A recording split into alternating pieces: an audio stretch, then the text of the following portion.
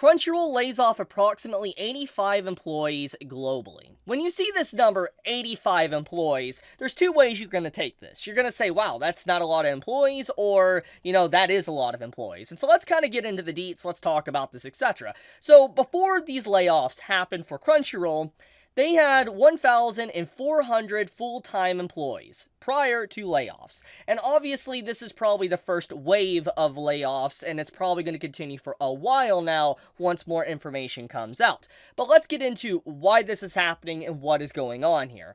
So basically, this article talks about, Crunchyroll's layoffs, etc., and where they were laid off at. For instance, the United States, Moldova, France, Germany, and Australia, and primarily affected the company's marketing and engineering sectors, which I think that's not a good idea. I mean, there definitely needs to be better engineers on the Crunchyroll site. I'm just going to keep it real. I've talked about this in the past with just how you were kind of playing, maybe a loot box, so to speak, with Crunchyroll servers sometimes. Like if I load up the app, let's say on my phone, or I load it up on my computer, or if I, try to watch on my Xbox or something, sometimes just Crunchyroll refuses to load. Like, holy crap, I got a story for you. I didn't even talk about this. Like when I was trying to watch like Rent a Girlfriend, and I know people are like, oh, why are you watching Rent a Girlfriend? But when I was trying to watch Rent a Girlfriend, Crunchyroll's entire site was glitching out that day, and literally, like, episodes would not even be there. For instance, like, if I was wanting to watch episode 13, and let's say subtitle, Japanese subtitle, the normal, way to watch anime, it wasn't there, and the only way I could have watched it was in Spanish, and I was just like, huh? Like, that's literally what happened to me a few days ago when I was trying to watch Rent a Girlfriend. So, Crunchyroll's site obviously has a lot of issues, and the fact that they kind of laid off some engineering sectors of employees, that's like, I don't think that's probably a good idea. I don't want to keep it real with you, but anyways, let's read this article. Let's get the full details before I dive any further. So basically, Crunchyroll's president, Rahul, informed staff about the layoffs in an email on February 16th. The email cites the integration of the Funimation and Crunchyroll teams as the reason behind the terminations. At an all-staff meeting on Tuesday, Crunchyroll leadership informed employees that those who were laid off will continue to receive benefits throughout the severance period.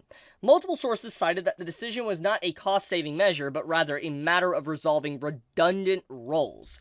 So, redundant roles. What would that necessarily mean? Well, we gotta think about this, okay? Engineering sector, marketing sector, since that is the main part, or the primary parts of, the company that had layoffs, we could assume that thanks to Funimation and Crunchyroll merging, they both had streaming services, obviously, that most likely the employees that worked at Funimation or some that worked at Crunchyroll and all that, for these different sectors, maybe for the streaming service, got laid off, so to speak. It just didn't make sense. For instance, like with the engineering sector at the very least, the marketing sector as well, probably because there was some overlaps with the employees. Like, you gotta think about this. When let's say you're an engineer at Crunchyroll, there's also gonna be an engineer at Funimation. And obviously, if you bring the engineer from Funimation over into Crunchyroll's engineering staff, they're doing the exact same job. So obviously, that's just redundant amount of paying someone because you already have too many hands, so to speak, on deck. So they were cutting down employees that literally had no purpose. It's a sad thing to see layoffs. I want to make that clear. It's sad with layoffs, but that is the harsh reality of society. But from that perspective, it does make sense. I do kind of believe the fact that it wasn't because of cost-saving measures, but actually just resolving redundant roles. That makes sense when they're merging two companies together. It's bound to happen. That is literally what happens when companies do that. Now, with this overall transition, with what's going on here, this basically cements the fact that Funimation is pretty much dead. And it's honestly crazy. It's like, I know that there is a lot of, let's say, drama around Funimation. I know there is, and obviously there's drama around Crunchyroll too.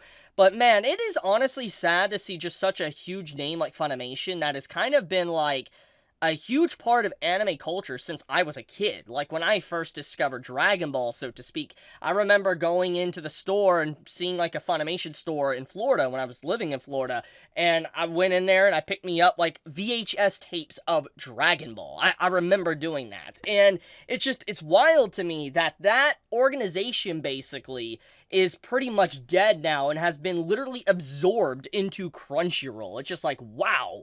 I never thought I would see the day. I know companies, come and go, but the fact that Funimation is just basically dead now, but it's literally all but name now that is around, it's just like, that is absolutely insanity. It really is.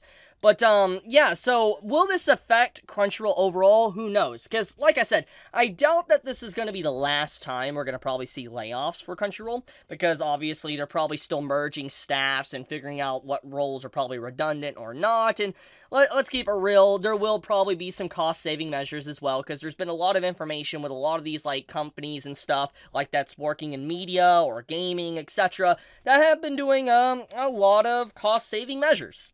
There's a lot of examples of this. You could just look at different articles, and it's probably because of economy, etc., many different things going on, so it's just like, it's bound to happen eventually. It's sad, though, that the people that lost their job, but it is kind of crazy, though. Like, man, just like, Funimation is basically dead, and Crunchyroll's overall domination of the anime market continues. And I've made my talks on this subject of how Crunchyroll having Funimation, basically, and Sony owning Funimation and Crunchyroll, it's basically a monopoly over anime. I've talked about this because it's like, let's keep it real here. Most people that watch anime, if you watch it legally, you're watching on Crunchyroll. That's the truth. Let's keep it real. And the fact that Crunchyroll basically owns pretty much the Western market, it's just like nothing is really competing with that. Nothing. Like, you think Netflix is really competing with Crunchyroll for anime right now with all the crap they're in right now? No, they're not. So it's just like, wow. What an interesting day. What an interesting piece of news. I wanted to share this, though, because I felt this was fascinating, because we might see more hiccups and glitches maybe in the coming days with Crunchyroll, because of these lack of employees, maybe. Maybe there was a lie here. Maybe these jobs that were lost or whatever, they weren't redundant after all, and, you know, yeah. We'll see, though, but hopefully, with this merger, I doubt it's going to happen, but I hope Crunchyroll fixes their site where it doesn't, like, crash, the video player actually works properly, and the subtitles properly appear, you know, when the episode comes out. Let's hope that happens, but I guess I'm going to leave it at that. Thank you so much for watching. If you enjoyed this video and I gave you any form of entertainment, then do leave me a like. It does help me out a lot. And with that, be safe, stay healthy, Chibi out.